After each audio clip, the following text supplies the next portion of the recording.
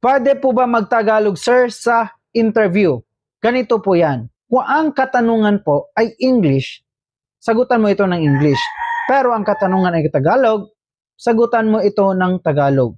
Pero kung nahihirapan ka po talaga na mag-English po, pwede naman po na in the beginning po, pero para bang panimula mo na mag-English ka. But in the part na po sa yung kasagutan na maitumbok mo yung katanungan niya, ay pwede mo pong i-shift ito into Filipino. But kung gusto mo po talaga na you will easily express yung kasagutan mo, pwede ka po talaga dyan na magtagalog. Hindi po sinabi dyan na bawal po ang aplikante na magtagalog. We are Filipino po, di ba?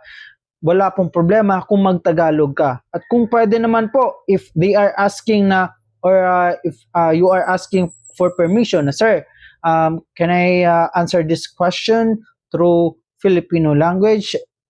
Kung okay siya, okay. Kung meron siyang approval. Pero kung hindi, itry mo yung best mo, okay? Pwede naman po na sasagutan mong mga katanungan na ito into general information. Basta positive po na katanungan. Hindi ka lang po talaga, positive po na kasagutan.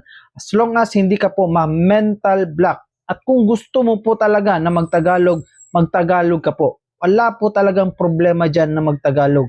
Para naman ay ma-express mo yung kasagutan mo. At the same time, matumpak mo yung kasagutan mo. Yan po talaga ang importante po sa final interview or final deliberation.